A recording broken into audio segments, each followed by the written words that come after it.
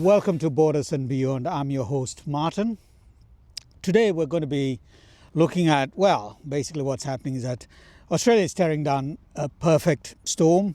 While the war is raging in the Middle East, the waves are actually starting to hit the Australian shores. Basically what we're looking at is the ordinary man, it's hitting his wallet. We're looking at farmers having difficulties getting fuel, and even the cost of bringing the goods into the supermarkets here is now increasing dramatically. 2 decades ago, we had 9 refineries, and as of now, we got only 2 of them. And that says a lot, basically. The other aspect of it that is also important that we want to talk about is the aspect of fertilizer and urea. 40% of it is imported.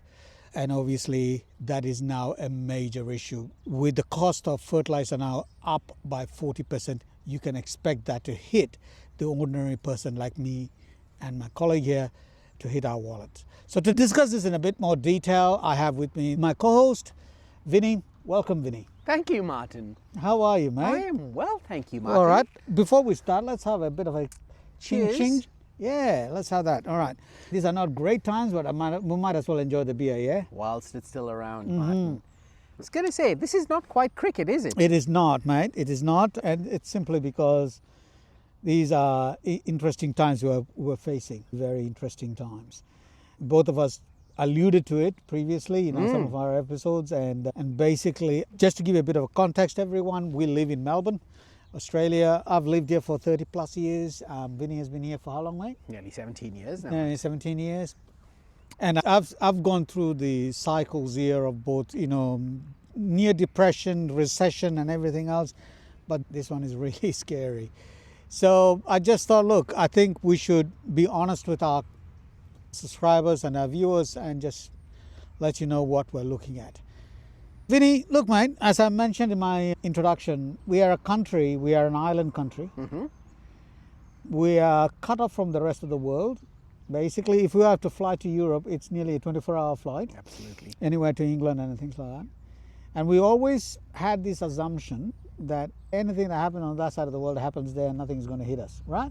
And it's not really going to hit us at all. Well, we'll have a little bit, but by the time the ripple hits us, yeah, with nothing. Exactly. And that expectation was basically driven by, the 2008 banking crisis thing that really Global didn't recession, get a global recession. We didn't face it that much. No. And even though COVID was a nightmare to walk through, we came out of it kind of relatively okay. The only downside to it as Victorians was that we faced some of the harshest lockdowns. Correct. Right? But other than that, economically, we were all right. Correct. Okay. Here, the uncertainty is the economy part of it, right? And we all know there's issues, and I am byproduct of it also. We all are. And so I just thought, let's just have that conversation. Let's be honest and brutal about it. So, mate, let's just start off with basically fuel, all right? It's gone down a little bit, but the average cost of fuel, I'll take petrol here, 98, is now $2.58, $2.60. It was nearly $2.90, it's come down a little bit. And that is artificially held down. Correct. That is artificially held down. And the cost of diesel is now nearly $3. Okay? So, Martin, to our subscribers, to the lay person, yep.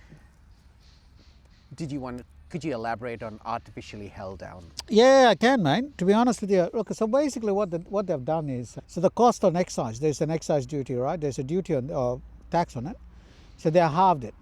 All right. It used to be for every liter of petrol sold in the country. Let's just assume that before the war, it was about 98 was probably about $1.80 or $1.90. Yep. Out of which 52 to 60 cents was tax. Right? Going back to the government. So what the government has now done is halved it. Right? So now they've taken it down to about 20 cents. Right? It's actually more than half. They've taken it down to 20 cents. Right? So that's a significant chunk of revenue that they're missing out on, and that's only done for 30 days anyway. I was going to say that's it's going to come to an end by the end of April, and they'll review it. They'll review it, exactly. Okay. So it's so not permanent? basically now the cost of 91 is now around $2.12, well, it fluctuates from station to station. So basically, if we have to add another 32 cents to that, if it comes back, then what we're looking at, actual price of the 91 is $2.36.38, which basically means a 98 would then reach to $3, right? And for those of us who drive new cars, emission controlled cars in this country that are petrol, you're more or less going to have to put 98 into it. Okay, Yeah, so I drive a Subaru, so it's a 98 that it takes. You drive a Honda and a later version of it, and I'm assuming you're also putting 98 into it. Correct. Okay, so that you can imagine every liter. And my car, prior to this State of Hormuz thing that was happening, it would cost me about $70 to fill up. Now I'm looking at 110. That's a significant jump. And counting. And counting. Yeah, 110 and counting. So, yeah. So, mate, we. What do we say? Right. Okay. And just to add to that, Mark, Yep. just to add to the complexities, because our lives aren't complicated enough, it isn't just the price now, is it? It's Yeah. also the availability of fuel. Well, correct. It is also the availability of fuel. So, technically, we are supposed to have 90 days of fuel reserve. That's the sort of agreed That's standard the agreed standard. for every country. We have 36 days of petrol, As it 32 stands. days of diesel, and around 36 days of Aviation fuel. aviation fuel. Correct. That's it. That's So, it, right? yeah. So that's almost, to the layperson again, that's 1/3 of the required, That's right. right? So it's almost like, using driving as the analogy, that's almost like setting out for a journey with Yeah. 1/3 of your Your tank full. That's it. That's right. And then Right. hoping for the best. We are hoping for the best. Right. Well, the government is trying to tell us it's all okay. There are. As is their want, they don't want to. They don't create- want to. They don't want to create panic, and that is fair. That is normal. But at the end of the day, we all have to start doing things a bit more realistically. Yeah, and it's not great. Let me just be blunt. It doesn't mean that we are in dire straits, but we all have to be prepared for a situation where the government can come in and put in restrictions, and it can happen, and we should expect that, because we're not looking. Our Prime Minister was in Brunei barely about a week ago, and in Malaysia he managed to secure 2 container loads of fuel. But that's what it's come down to. We're Yeah. almost sort of We're bargaining now for container loads of day by day. We're literally day by day and securing reserves for the next. 30 days. That's it, right? And it is now such a priced commodity that you have to basically ask the question, what are we giving? That's a good. I've never thought of it. Okay, it's not just money that people want, right? People don't just want money. It's now going to a point where it is such precious resource. Our entire economy runs on it. This Australian economy runs on it. Because I'll put it this way to you, unlike some countries where we have massive train networks, this country does not. So food gets delivered from the farms, which is in the regional areas, into the shops and everywhere else via trucks. So it's via and road. land trains and things like that, which consumes a shit ton of diesel Fuel. So every increase, every cent of increase actually translates down to the cost of the product. And let me put it this way to you. We already were going through a cost of living crisis before this Correct. Yes. in Australia, where things were getting completely unaffordable. And I'll be brutally honest, just before, not far from here on my left-hand side is Coles and Lamana, right? And you could walk into Coles. It got to a stage where you could walk into Coles. For $20, you barely get 2 things in your bag. Your buying power has Just dropped. dropped. The buying power has just dropped. And the worst part of it all is that your cost of living is climbing, your salary is staying the same, are barely increasing, and it is just getting out of hand. So again, to the lay person like myself, the wages haven't gone up, but the price of everything has gone up. So previously, your $100 could, for argument's sake, if it was able to buy 10 items, you're now looking at a state where that same $100 could only buy you about 3 to 4 items. That's where we're looking at now.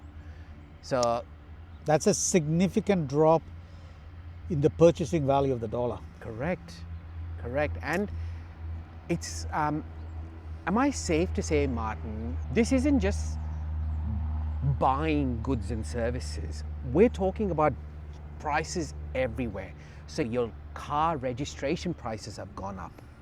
So year on year, your council taxes are going up. Our wages are remaining the same, but all of this is going up without any additional, for want of a better word, value. The service still remains the same. Yep. It's still your council rates, but it's just gone up.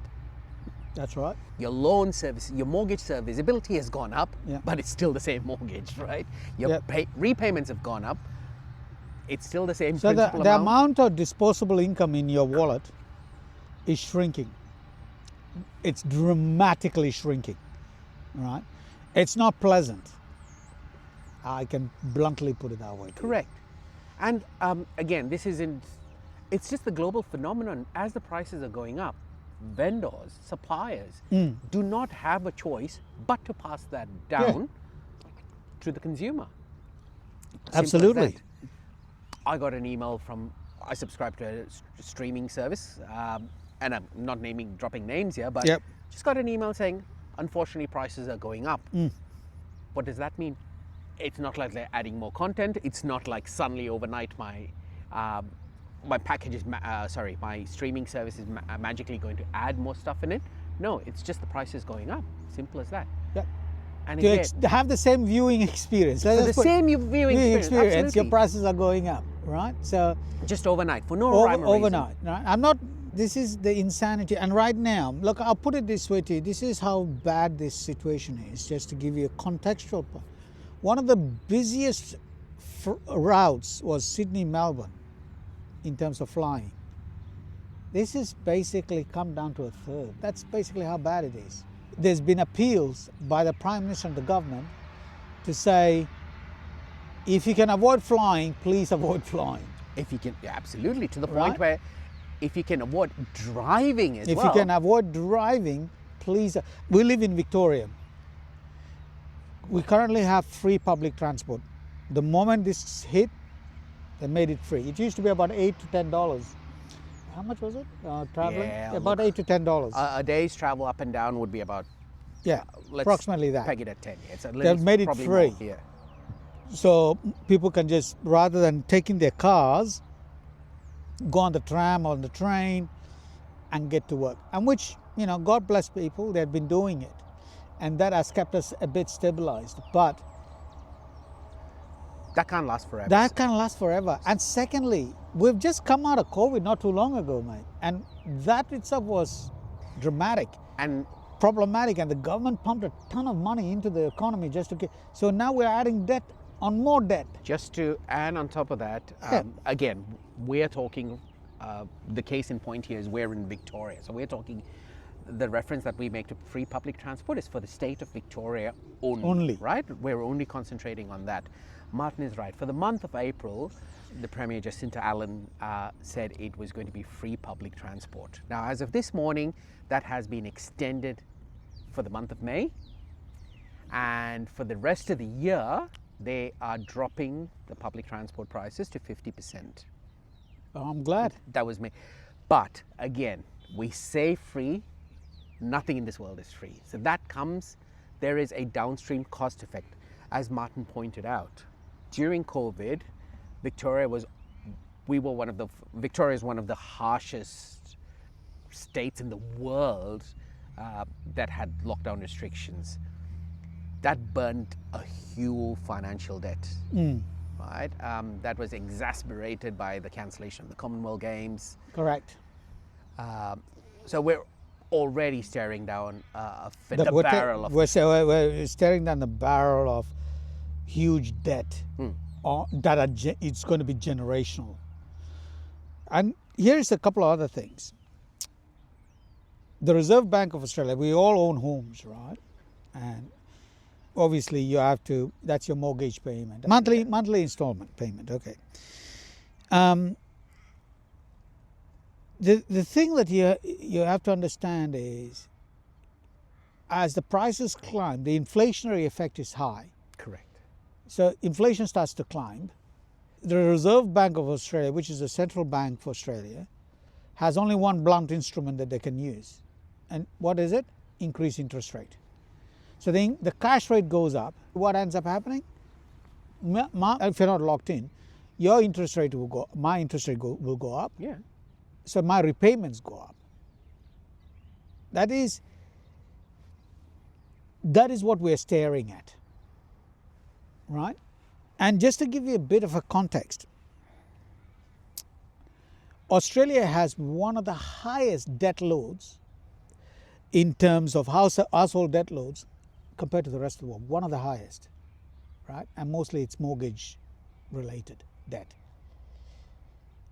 So every increase, 25 basis points increase, dramatically affects the back pocket. Correct. Right? And I guarantee you this increase is going to go on. When I came to Australia approximately 30 years ago, we had interest rates in the country at, I think it was about 17%. Right? That was how high it was. Unemployment rate was 30%. That was when this country was transitioning from a manufacturing economy to they were transitioning it into more of a consumer-based economy. And that period was insane. It was absolutely insane. Imagine, and what we're now staring down the barrel is, at the minimum, if this continues, we're looking at probably some of us paying up to 11%. 11-12%. And what are we currently paying, Martin? We're currently paying about 6. So double. So Yeah, basically double. about 6%. To service your loans. Just to service your loan, 6%. Right? The current cash rate is about 4 point something, 4.09, I think, or something more. And now we're paying about 6. So that's where we're looking at. Again, Martin, for the lay viewer, 12% essentially means we aren't paying our loan any faster. No. We are literally paying at the same rate. When I say rate, we are not any closer to paying off the mortgage. It's just to pay the principal plus interest. That's it. Correct. And yes, it was basically a consumption-driven economy, a service-related economy, or if you want to call it that way. And so manufacturing was moved away to countries where it was cheaper to do it, which is understandable. But was this a good idea? The war? No, this new the economic model. So the question is, you're not dependent on someone else. So you're strategically boxed. Absolutely. You know the old saying of putting all your eggs in one basket. Yes. That's where we are at the moment. And just to sort of, before we go down that little rabbit hole, Martin, just to sort of look at the flow-on effects. At the moment, I think, so far in the discussion, we've only discussed fuel. What are the downstream effects? Fuel is something, as Martin said, the whole world went through a pandemic, a global pandemic, 6 years ago. Yes. Right? It seemed like, a 1 in a million experience for this current generation, at least. It looked crazy. But as you mentioned, from a mental health point of view, yes, there was behavioral changes, being locked down, not being able to go out, all of that was changed. But as you mentioned, from an economic point of view, at least to the average Joe Blow. You came out, it didn't do a lot of things. Yes, supplies were slightly affected, toilet paper in Australia at least, but for most parts, your life went on, right? In the grand scheme of things. Now, I think there's a lot of stuff that we took for granted that is now suddenly the availability of it is looking uncertain. Correct. Martin, in our last episode, we talked about, you're the expert. You talked a bit about, you talked about the fertilizer, urea. Could you explain that a little more, Martin? Yeah, look, urea, you need urea. We're not going to go into the depth of it, but I'll put it this way. You need fertilizer. Urea is fertilizer. All right? Let's just put it there. And nitrogen. So just remember, for those of us who keep saying, why don't we just go to solar and everything? Yeah, we should. But the fact of the matter is, we are exceptionally dependent on a lot of the byproducts that come out of the refining of crude oil. Case in point, look at these shoes that I'm wearing, or this t-shirt I'm wearing, or these pants I'm wearing, or the cars you're driving. Everything has some byproduct of refining of crude. From plastics to bitumen, you name it. And one of the byproducts of it is urea. One of the byproducts of it is sulfuric acid. Sulfuric acid is what you require in most mining operations. One of the byproducts is helium. One of the byproducts is nitrogen. You need all these things in commercial, scalable quantity. And with a reliable supply. And a reliable supply for the modern economy to work. It is a dance. The modern economy is a dance of all the elements coming together to give you the perfect harmony for us to live the life we are living. Just to go day by day. Just to go day by day. So when one of these elements get out of hand, do you know what happens? It starts to affect it downstream. Correct. Okay. So talking about that, the price of urea or the price of fertilizer has gone up 40%. The price of diesel has gone up more than 100%. What do you think is the downstream effect in terms of a bag of carrots? If they're available. Yeah.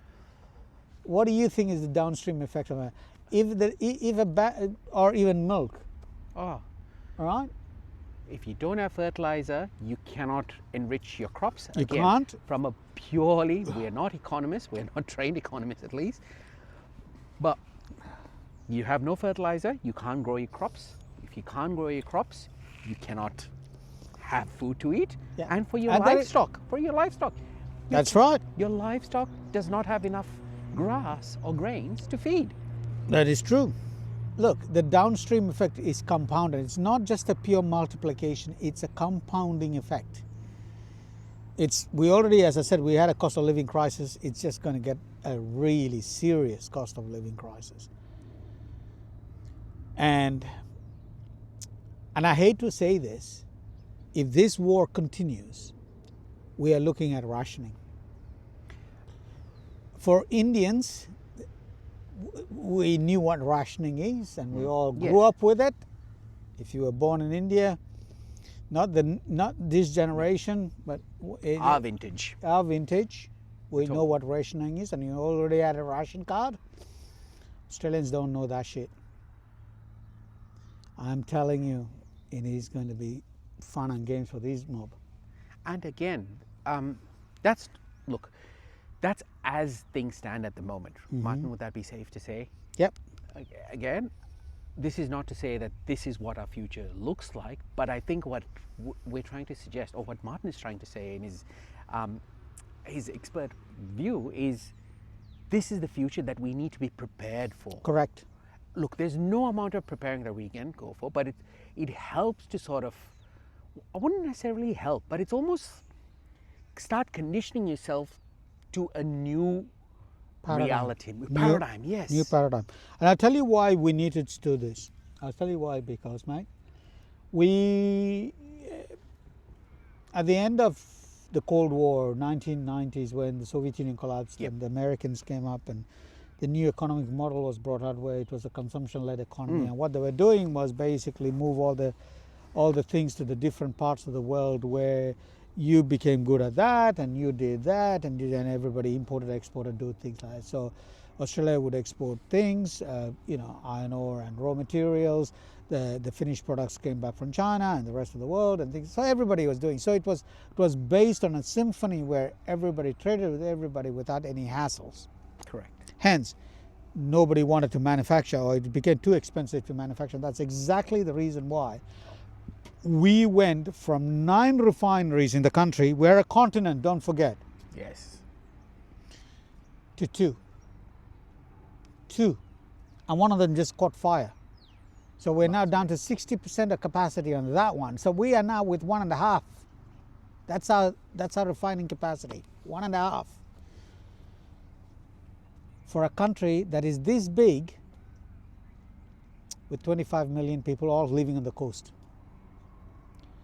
where we moved from a manufacturing economy to a consumption-led economy to a service economy, and now we are now looking at, was that the smartest move to do? The question that I want to ask you, you have an understanding of this, was that smart? Look, Martin, when we now have the benefit of hindsight. We do. Right, okay? At 40 days ago, everything was hunky-dory, for want of a better phrase. Look, I say hunky-dory in terms of there were still things being available. There were still people that could afford it. There was obviously people that couldn't afford it, but the majority could still afford stuff. Your life went on. Mm-hmm. And as you correctly pointed out, at the end of the day, our lives, we went on with our lives. Yes, there were times when prices fluctuated, but for most parts, things just went on. Yes. Now we're looking at a stage where, like you said, it's not just a case of if things magically went back to normal, right? If the Strait of Hormuz opened today, that doesn't mean everything will come back to normal. What this episode, and I say episode again, we don't know if there's a deadline to this, there's an end date to the current scenario. Is it a model worth pursuing? Do we now come down with, this was what Australia looked like 40 days ago? Do we now have to put a little conditions and say, yeah, that model only works if X, Y, and Z conditions work in harmony? If any of those equations, if any of those variables fall apart, the model is not sustainable. Yeah, but see, this is the thing that worries me, all right?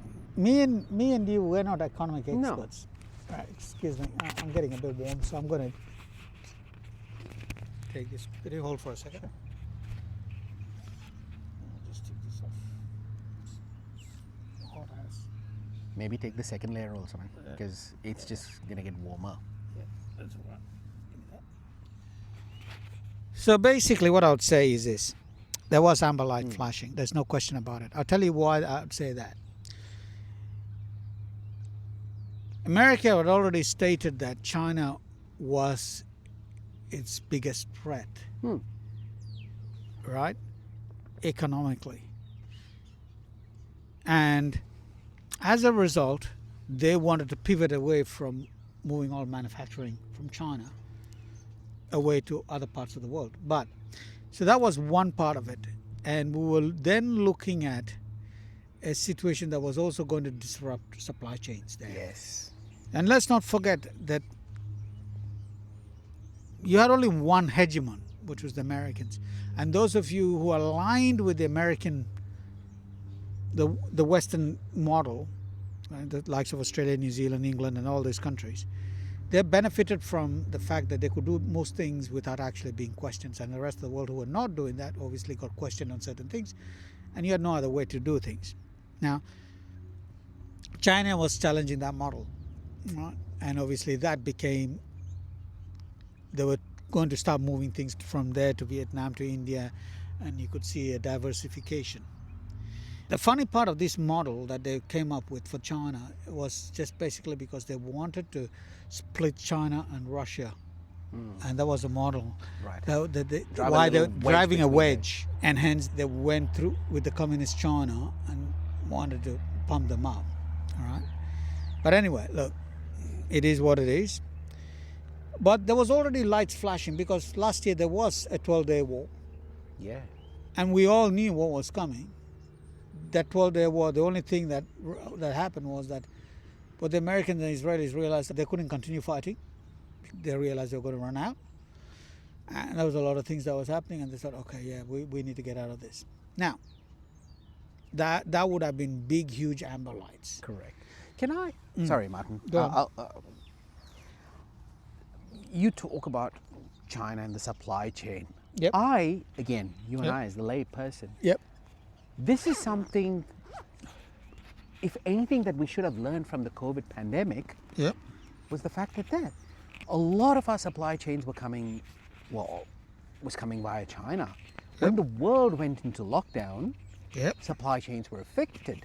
Indeed. Your delivery lead times were just exponentially just going through the roof. Yep.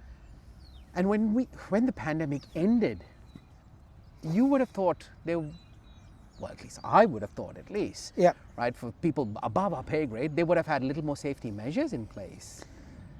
Yeah, but they were doing things, because I'll tell you what, this ship called the economy takes a bit of time for it to be shifted. And you need around 10 to 15 years for that model to be transitioned to a later model. To a working model. To a more working model. Because the model that they had before, both of us have worked in technology and in IT. We understand we should never, ever have a single point of failure. Yeah, simple. Okay?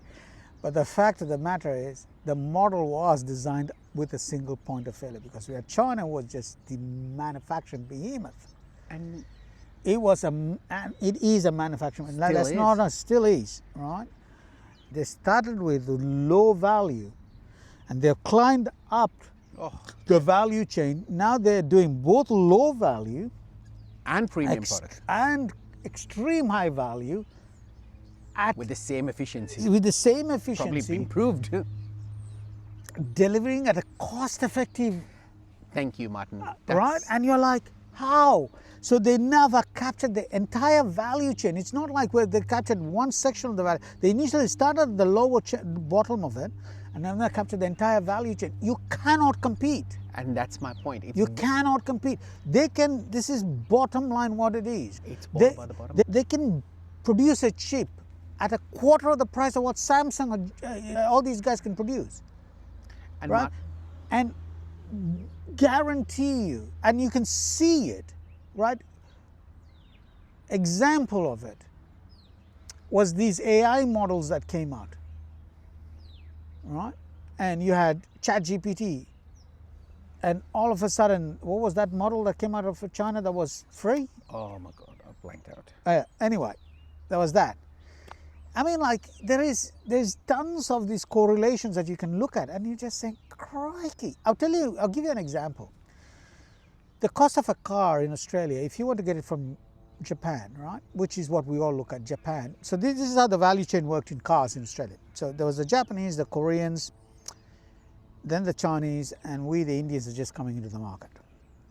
Right. In the early 70s, the Japanese were looked at as shit products. By the 80s, they had cleaned that up. Everybody wanted Japanese because it was reliable.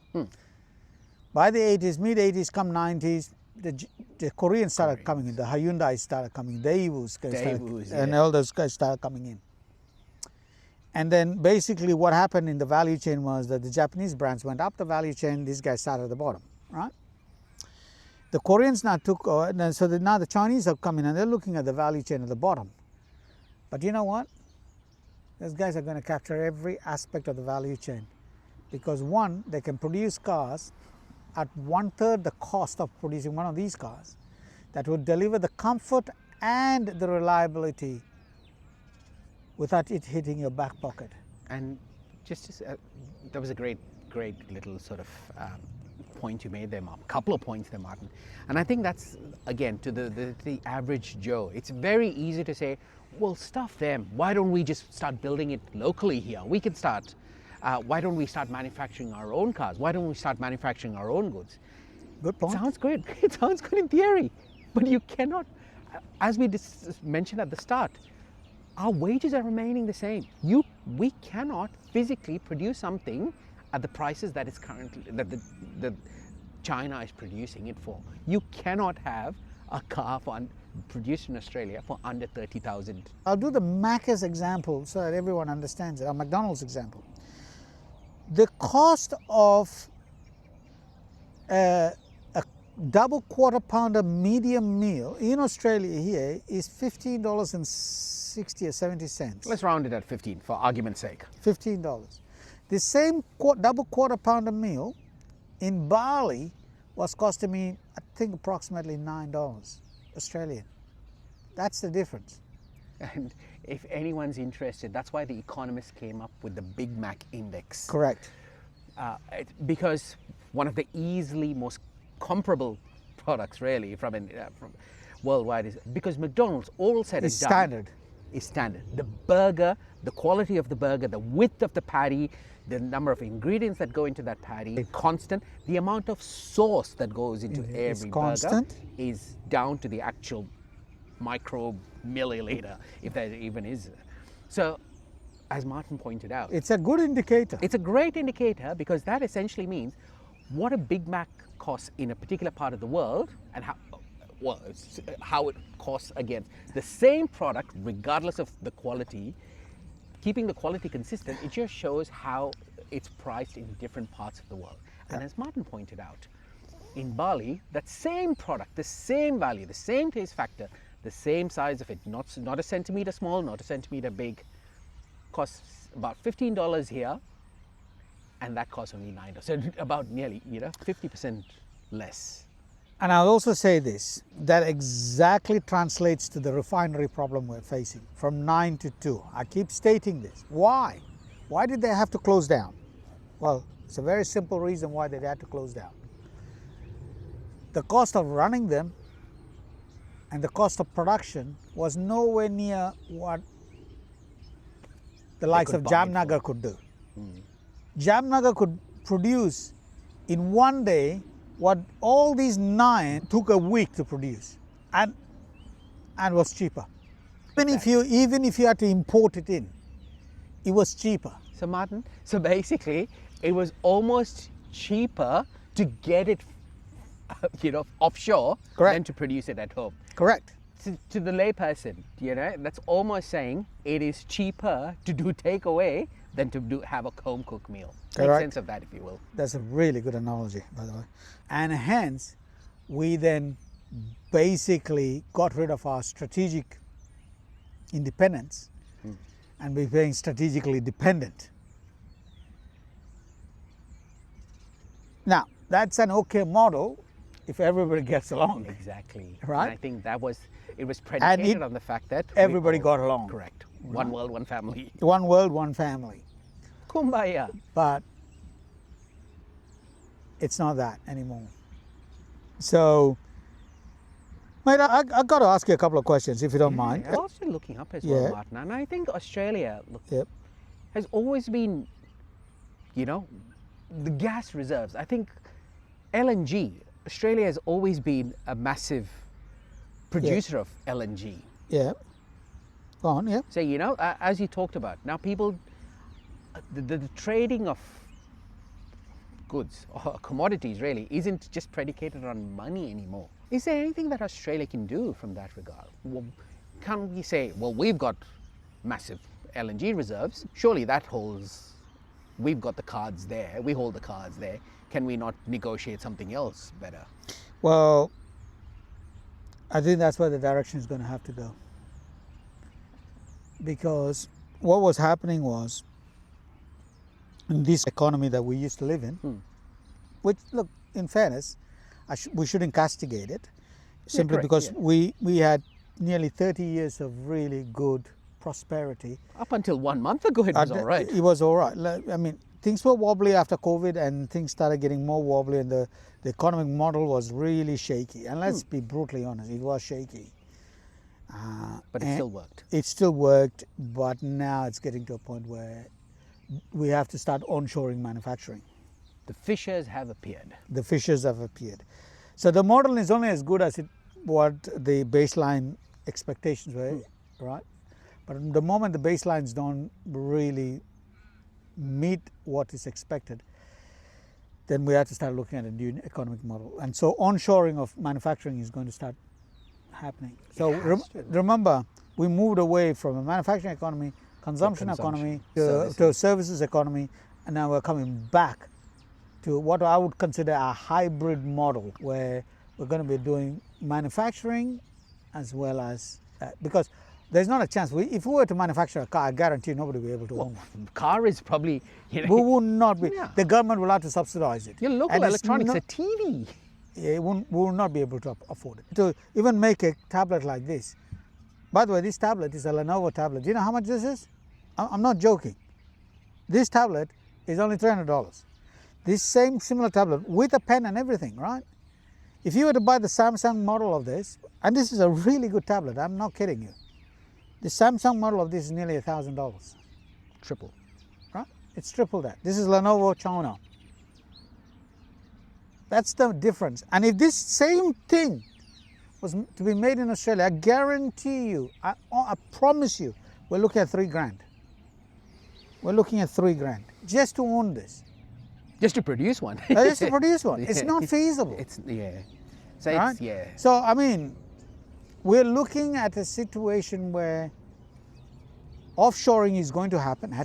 There's no other way. Yeah. Countries like India and Vietnam and all these countries will have to start to come together and figure out a way, what are we going to manufacture? But the thing is, that now comes down to the reason why there's been a singular effort by all these countries in the Pacific and the world signing up FTAs with different countries. Like you look at India, there's been a beeline of world leaders lining up right outside Modi's residence. Please, can we sign an FTA? Right? Because beyond the traditional sort of trade channels. Correct, beyond the traditional trade, because everything used to be working around the World Trade Organization. Correct. And that was a model, and everybody felt that was a fair model, but it's going to an individual bilateral model where Australia would say, okay, we'll supply you LNG, and I'm just giving a hypothetical. In return, can you please make sure that 20% of your urea or fertilizer production, you give it to us? So it's not a bad deal. It's not dollars anymore. It's just we're trading commodities. We're trading commodities. So basically, you've got 3 loaves of bread. I've got a. And the ability for India to scale. This is the example. But the ability for India to scale is quite huge, right? Because labor is cheap. Labor is cheap. And population. And the population is there. So basically what it means is that, and then you're going to ask, so how does trade deficit happen? The trade deficit happens simply because sometimes the value of the product that you're importing is more. So that happens, you need it. The other aspect of it is that the quantity might be more. Correct, yeah. Right? So all of a sudden, but you have that relationship where you can say, oh, look, can I just increase that to 30% because we are experiencing this? I said, no problems, we have the scale to produce it. And it all comes out in the wash, right? It balances out. And then it comes down to the relationship between the countries. Is that prone to problems? Absolutely. Absolutely. Yeah. That we moved away from that specific model to more of a World Trade Organization, a body sitting on top to kind of like arbitrate and make sure everybody is playing fair, to now going back to the model where we're now back to the bilateral relationship model. But even that, Martin, is predicated on the fact that the governments at that point in time get along with each other. Yeah. Now, elections happen in these democratic countries. Elections will happen. Yep. You'll have different parties with different ideologies coming through. Correct. Which means that some of these relations will have to be remended, remodeled. Correct. So that's another. A great example of it to everyone here is the relationship with the United States right now. You look at NATO, you look at Europe, you look at Australia, you look at New Zealand. Everyone is looking at the United States and saying, we can't deal with this guy. At the end of the day, let's just be brutally honest. It doesn't matter who is sitting. As long as if you say something and that's what you say and you stick to it, they can work around it. But you come and say something on Monday morning, and on Tuesday, because you woke up on the wrong side of the bed, and you say, nah, what I said on Monday doesn't matter. In fact, it comes in on Tuesday and says something else. And then on Wednesday, you'd say something else. And on Thursday, you go back to what you said on Monday. It becomes impossible, literally impossible, for any policy mandarin to put together anything that will look anywhere close to a model. With some sort of stability, yeah. You need stability. And that is the problem we're facing. And would anyone here, any of our subscribers here, have thought that Europe would look at dissociating themselves from the United States? Never. Or from NATO? Or Australia looking at like, we're not 100% sure. We, Australia, went to war fighting the Vietnam War. I participated in every single war that the Americans have gone and taken part in. Every one. And here we are. So, again, this isn't a podcast we intended to have, spread doom and gloom. No. I think it's really for us, and we're just thinking aloud. We've mentioned this before, even on all our previous episodes as well. At the end of the day, we are good mates. We are talking about, I guess, not necessarily issues, events, and how it affects us, how it affects our lives, from the bottom of the food chain, if you like. Yeah. Right? And we are at the bottom of the food chain. I'll put it this way. We're all employed, right? Employed, yeah. We get a wage, us and our partners. And these wage only gets reviewed once a year, by the way. It's just to be brutally honest. And usually what they do is they say, we will give you a wage increase within what the CPI is. CPI. Which is what? Consumer Price Index. Which is what? Inflationary index, or whatever you want to call it. Is it? And usually that falls within 2 to 3%. 2 to 3%. That's it. But even that is something, up until now, we have sort of taken for granted. But such is the world now, as it stands, as we talked about, prices of everything is going up. Now it's almost foolish for us to sit here and expect, at the end of the year, we might, because prices have gone up, our wages will go up. No. Because at the end of the day, the employee, the organization that we're working up, they have to make up that money in terms of revenue. So everything is almost cyclical, if that makes sense. If the economy goes backwards, the amount of consumption goes backwards. Well, absolutely. That basically means the services and products that we sell into the market that gives us a wage also goes backwards. Will have to be tightened. So basically what ends up happening? Well, the way most of these organizations work is they look at what is the thing that is costing us the most. It's wages. So let's not skim from the bottom. Let's just cut from the bottom and we start that process. That's the easiest way. Easiest way to do it. And then the next part of it is, all of a sudden, if you are doing this amount of task, or this is what you're expected to do, that task expands and your salary doesn't expand. No. But then that becomes the norm. And the worst part of it all is that then you have no job security also. That's the other part of it. That's absolutely right. So then it has a mental toll. Let's not even talk about the mental it's effect. not even mental. That's the thing. Those are the sort of stuff you don't, well, at least I'll speak for myself, up until 2 months ago, you sort of took it for granted. You had a job. It's getting to the point where being good at a job is not good enough, right? Being good at a good job doesn't guarantee you'll get your wage next month. And again, that's no reflection on the individual. It's the nature of the beast, the nature of the world that we're in. Because at the end of the day, the organization is just looking at, if you have to deliver value, the only way you can do that is by cost. The only way you can keep costs low or keep it is by reducing expenditure. And the most easiest expenditure to cut The line item. The line item is the workforce. So if you're a team of 5, you can, I say easy only from a purely financial point of view. They'll look at it and they go, if they can drop one person and spread that person's work, 4 people can now just take on additional 20%, but they can still make it work without having to increase the price. So 25% actually, but yeah, that's the reality of it. So Martin, what is it moving forward? We've talked about, well, we think, it has to go down a hybrid model. Again, easier said than done, as you correctly pointed out.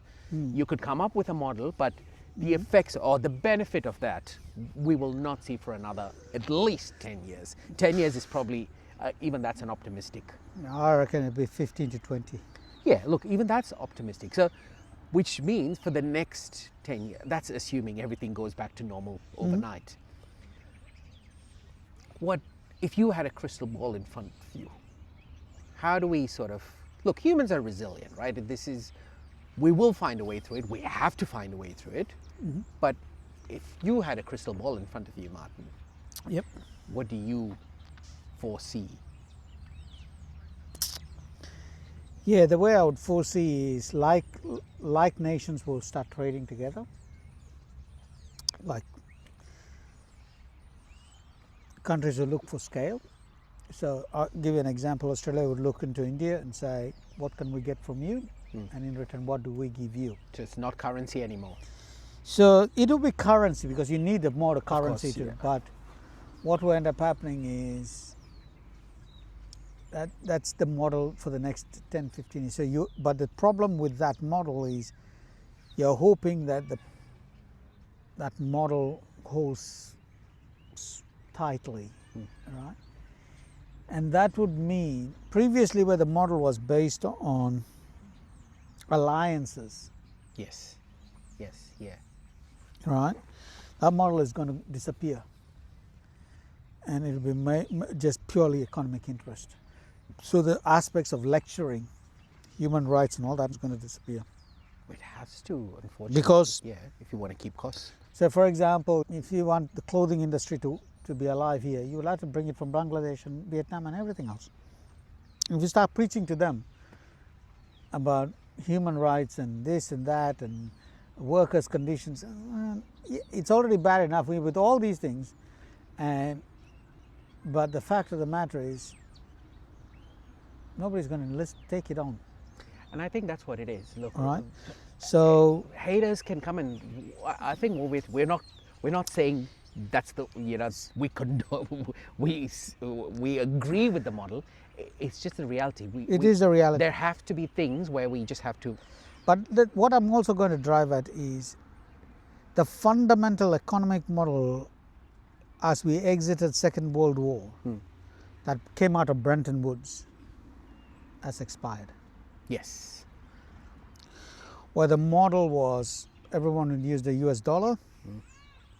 And then after 1991, we had all these organizations that manage disputes and things. That model is gone. No. One of the fundamental things why the world adopted the US dollar was, one of the key things was never to weaponize it.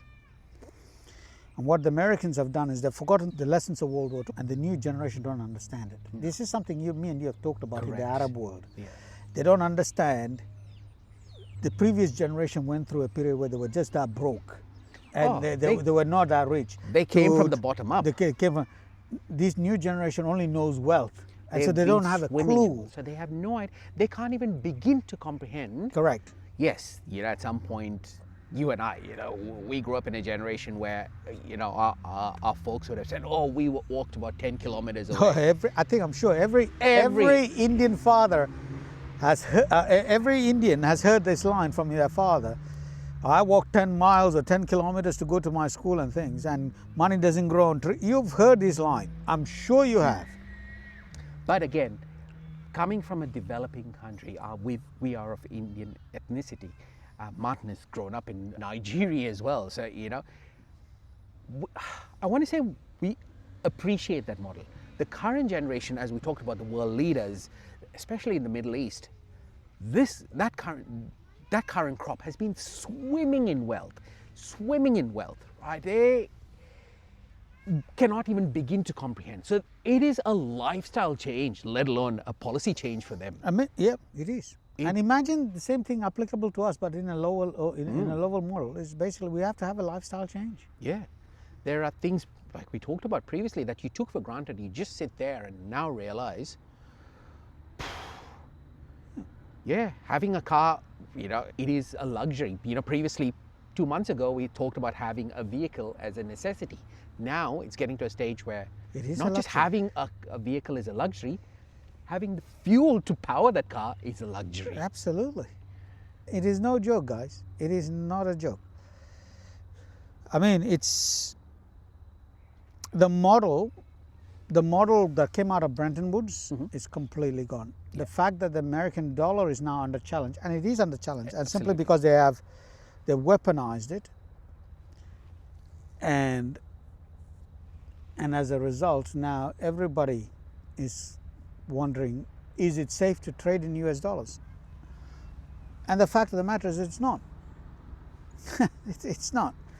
You might think it's controversial, but it's not. It's not controversial at all, because the reason why it's not is because previously where they didn't sanction you, now all of a sudden you have whimsical people sitting on the top making up arbitrary rules, and if you don't follow what they say, they just freeze your accounts. Because at the end of the day, for you to trade in US dollars, you have to have a bank account in the United States. It's as simple as that. It doesn't work any other way. It does not work any other way. So if they can see what's moving in and out, which they can, and there's no way what you're paying for it, they can. What? This is basically, where it came apart, and I'm not joking, it was okay when they did all these sanctions on all these tiny countries. But when it hit Russia, was when everyone thought, ooh, now that is not a joke country you want to go and play with. And if you can do that to them, what is it that you can do? Hence the move to gold and precious metals and things. Why? Because people wanted to get out of the dollar system. And they wanted to hold things which was where they couldn't freeze. So what we're going to have to look at is, it will probably end up with a basket of currencies. Yes. Well, that's basically where we're looking at, more than likely.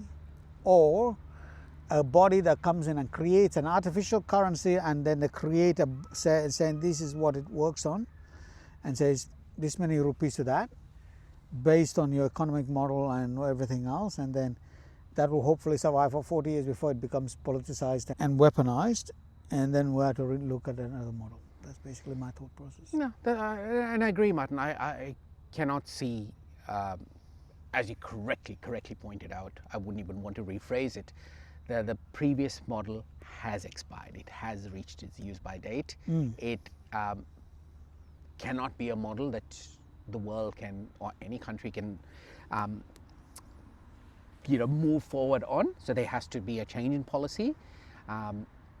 But look, at the end of the day, we're not here to spell doom and gloom. No. It is more about, one, it helps us understand the madness that's going on in the world as well. And I just want to say something to everyone too. Just remember, as I said, we're the bottom side of the world. We're in Australia.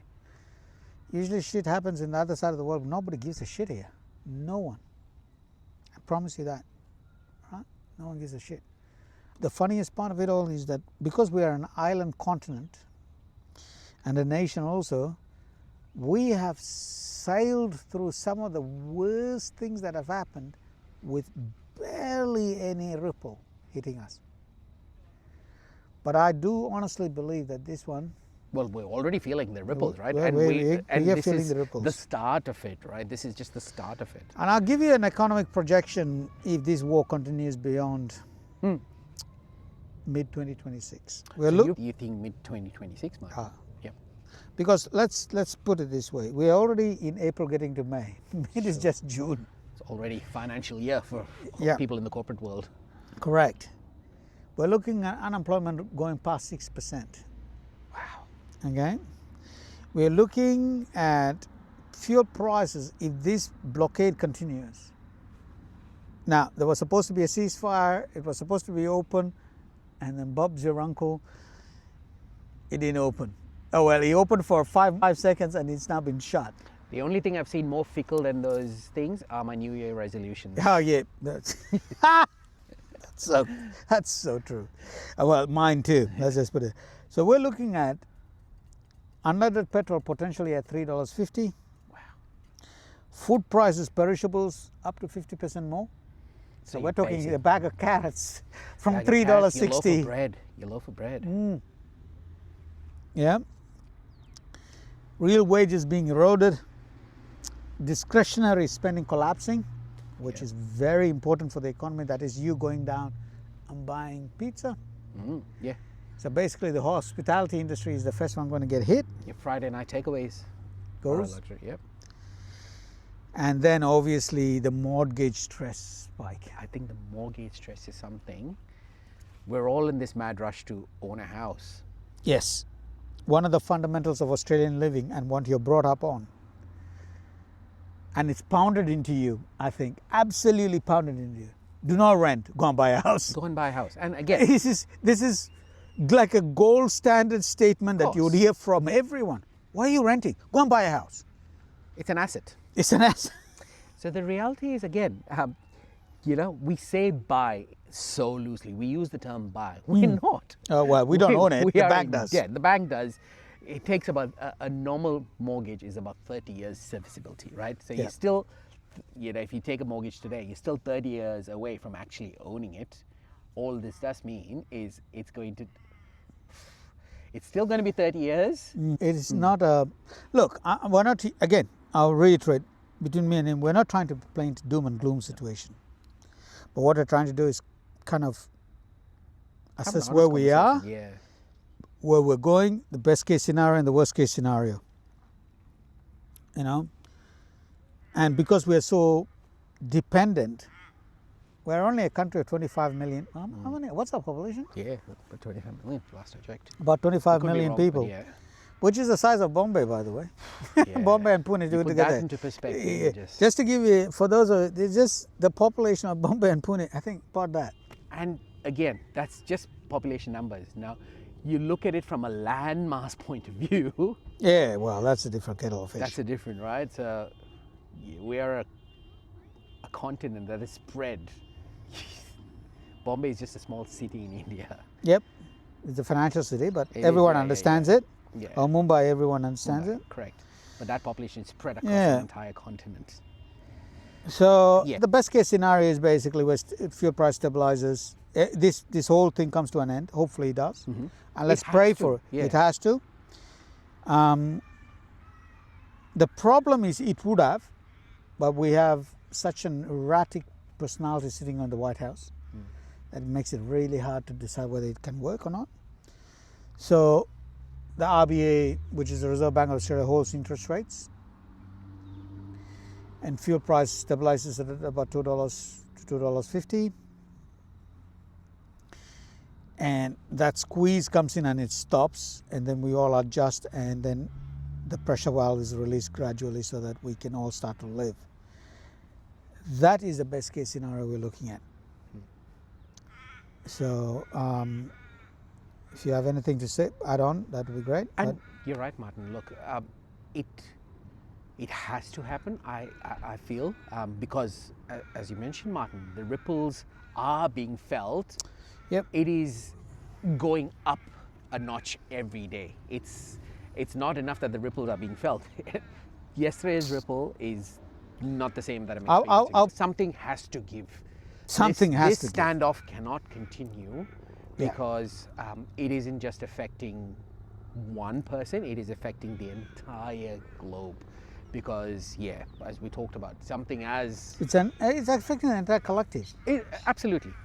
So, Right. so it's tomorrow, Martin, if magically, everything goes back to normal. I say normal in the sense that the Strait of Hormuz opens and trade continues.